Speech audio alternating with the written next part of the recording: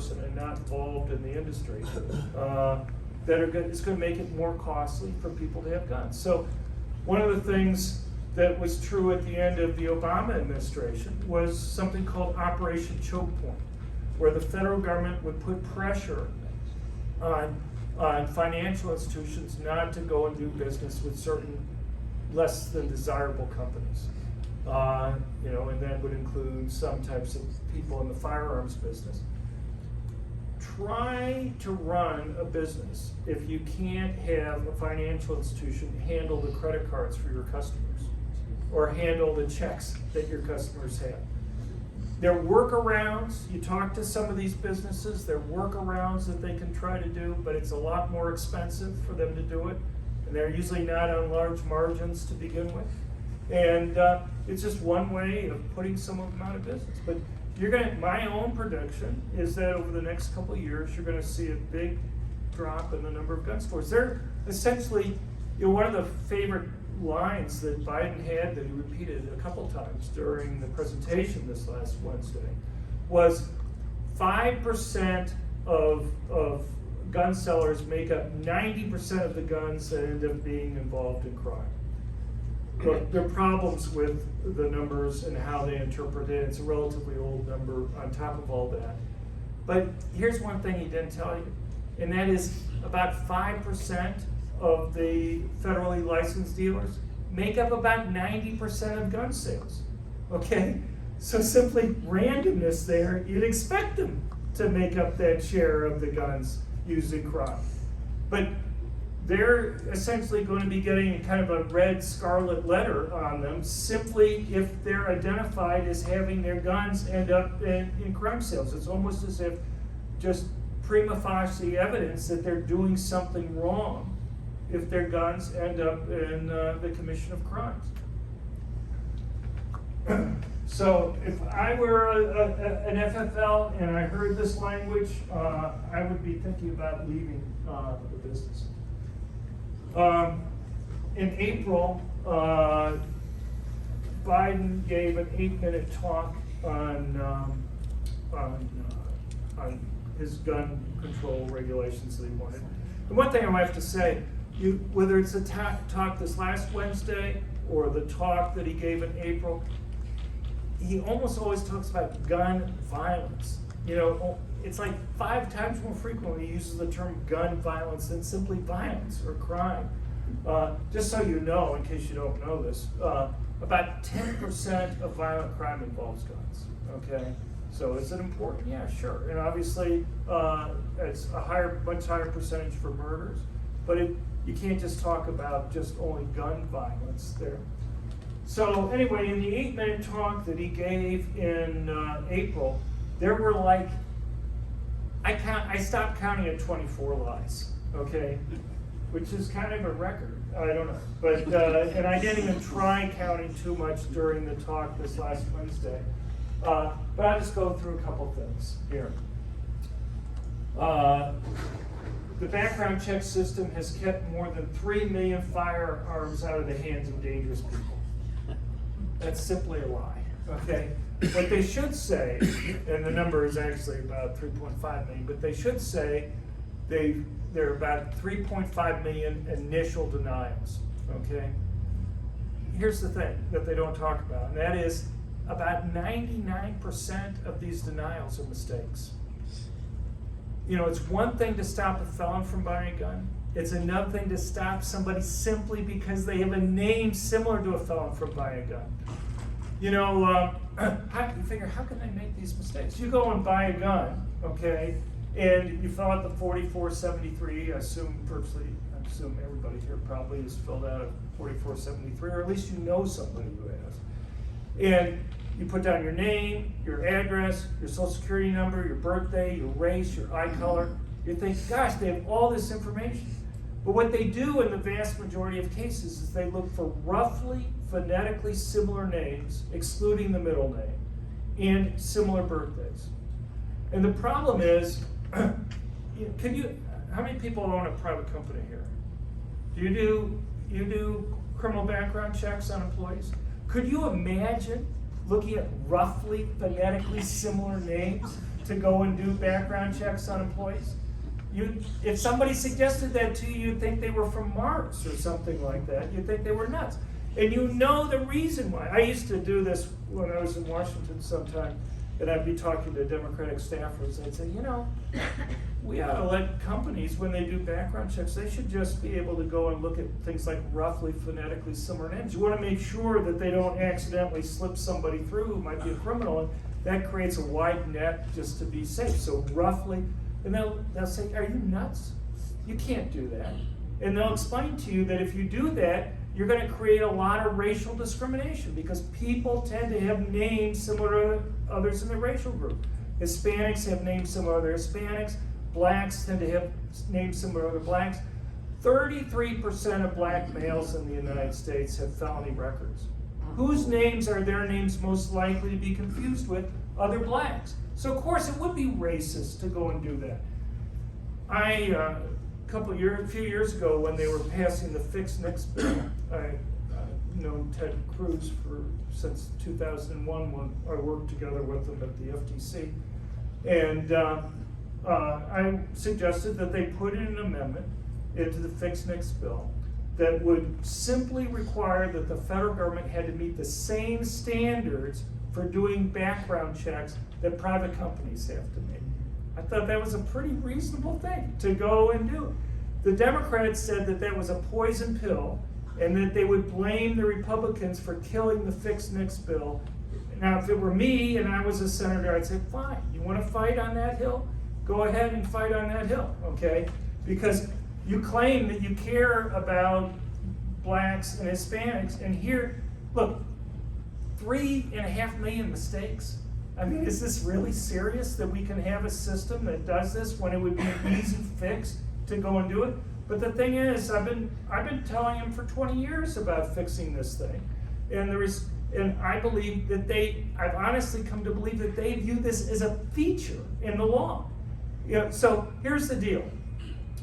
When Clinton was president, Republicans attacked Clinton for not enforcing gun control laws. What was the number one thing that they pointed to? Was the background checks, okay? When Bush was president, Democrats attacked him for not enforcing the gun law. What was the number one thing? The background checks, okay? When Obama was president, Republicans attacked him, okay? Even Ted Cruz attacked him for doing that. And then you say, look at all these background checks. So in 2017, you have 112,000 initial denials, and you had 12 prosecutions. Okay, they say you're just not enforcing the law. Here's the thing. You go and you talk to the people involved, they say, fine, I'd be happy to prosecute them. If they were real cases. They're not real cases. That's the reason why, and the thing is, these are like the simplest cases in the world to prosecute, okay? You fill out the 4473, you say you're not prohibited, I was not a felon, I did not spend time in prison. You're signing it under the threat of perjury. What are you going to do? You're going to say, I forgot I was in prison for 5 years? And it's going to be, they have the signed form, okay? You had to go and show your ID, your government-issued ID, so it's not like confusing about who you were. You try to buy the gun. Here's the thing. We were hearing before about how dumb criminals are, and a lot of them aren't too bright, but they're not so stupid that they go to a licensed dealer where they know that there's going to be a background check and know that they're going to be stopped and still try to go and buy a gun there. In fact, even in the cases that you look at, when I was working in the Department of Justice, I've seen some of these cases. Before I give you one example, I mean, this is more extreme. There was a 62-year-old man whose wife had gotten threats on the job. And she was getting a concealed handgun permit. So he decided as a present he was going to go and buy her a handgun. Well, the thing is, 40 years earlier, he had gotten into a fist fight with his brother in their front yard. Neighbors had called the police. They had gotten arrested, and they both pleaded guilty to domestic misdemeanor violence charges. Okay? So when he tried to go and buy the gun, all right, he got dinged because it was in his record there. And And the prosecutors convicted him for perjury on there because he obviously was prohibited. He signed the form claiming that he wasn't prohibited. But you go and you look at the people that they convict. They're never hardened criminals, basically. They're basically people who made, now obviously that's a more extreme mistake, but those are even the prosecutions that they have. So, anyway, enough on the background check stuff. But again, you're hurting the people that you claim about. Oh, there's one other thing I'll mention on this, and that is the cost, okay? So you're in Washington, D.C., let's say, where they're voting on this. It costs $125 to do a private transfer of a gun. And just to give you an idea how nutty it is, and California and many other states are like this, you would think, let's say Art and I were the only two people were involved in the exchange. And I'm going to give Art 4 guns, all right?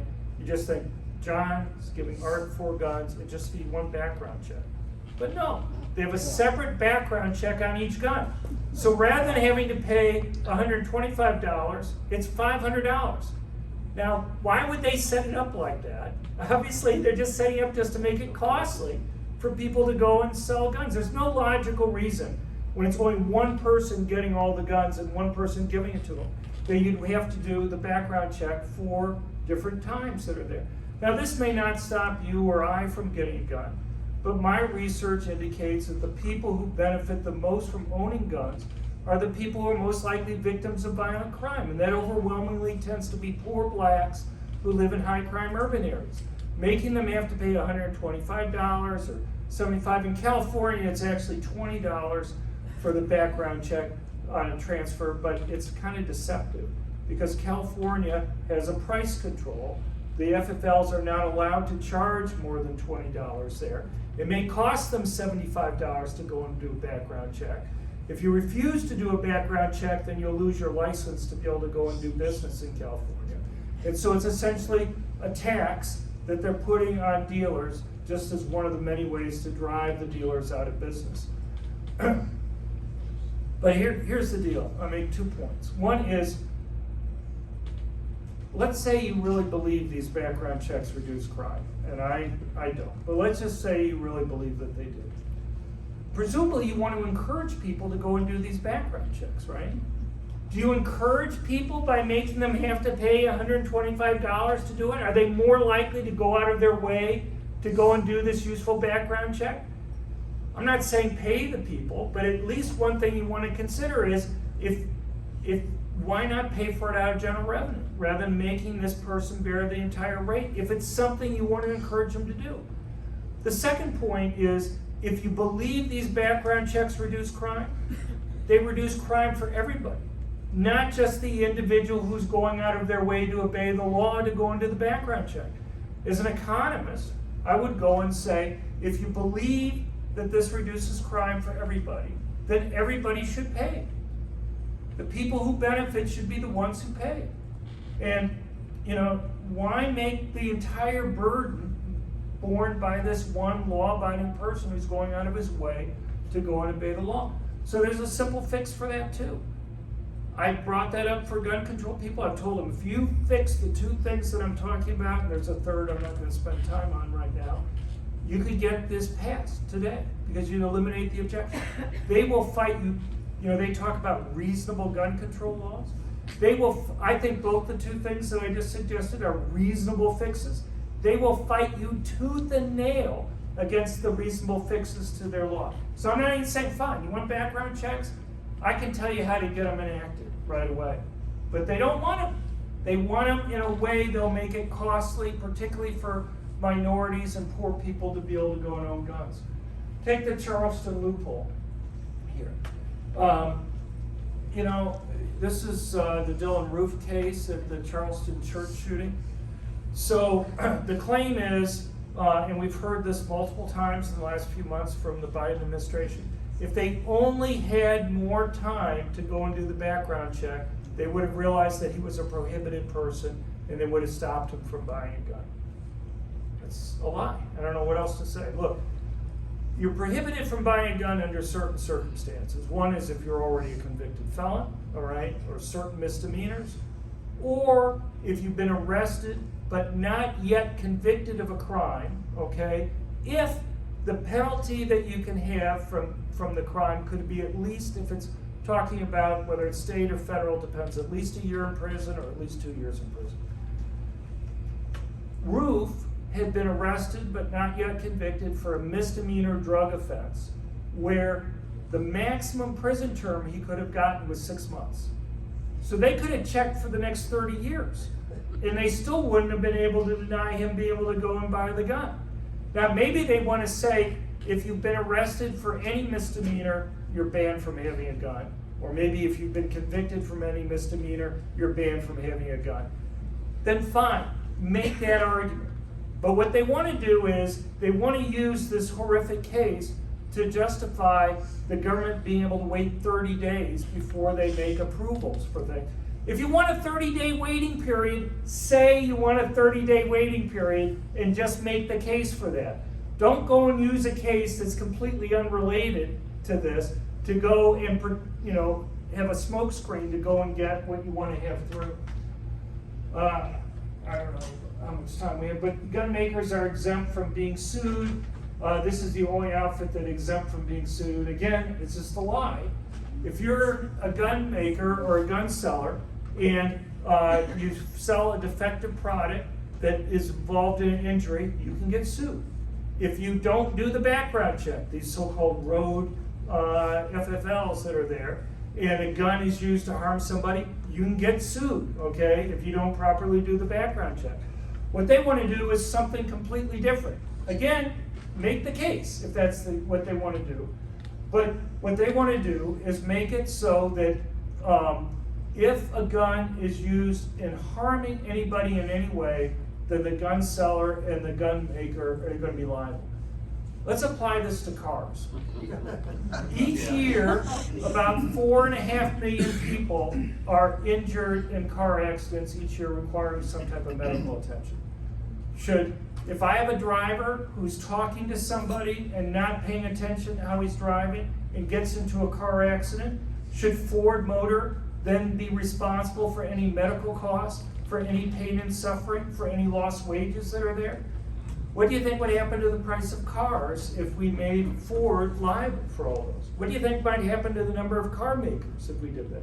The whole point of this is just to drive gun makers and gun sellers out of business. I'm trying to go through this. I'll just go through these last two and then I'll show you a video and then we'll stop. But, the vast majority of Americans believe that there should be these universal background checks. And you'll see these surveys showing 95% of Americans support these. I look at the wording of these surveys and at least to me, it comes across as, do you want to stop criminals from getting guns? And I know this is surprising, but most people wouldn't like criminals to go and get guns, okay? Surprising. But here's the deal. They've actually put this on the ballot in some states, and notice that they haven't put them on the ballot recently. The last states that they put it on were Nevada and Maine in 2016. Bloomberg outspent the other side 6-1 in Maine and lost by 4 percentage points. Bloomberg spent $35, got a few politicians in the room here. Tell me, do you think $35 a vote is a lot for a vote to spend in a campaign? You think you guys are going to be able to spend $35 a vote on your campaigns coming up? You give it to me, I'll spend it. Yeah, well, I have no doubt that a politician would be capable of spending that much money. I'm not sure you want to advertise your skill. But anyway, and he won technically by less than 1 percentage point, but in order to get it through, they had no financing for it, and so it was never able to go into effect. Because there's actually some emails that came out later that indicated when they're putting it together, they believe from their own internal polls that if they put in financing there and people saw a cost, then they'd be less likely to get it passed.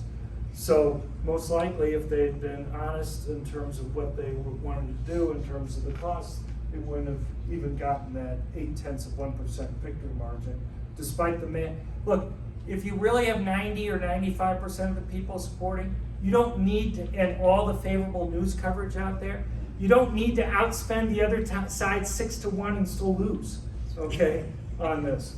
So it tells you something about the surveys that are being done.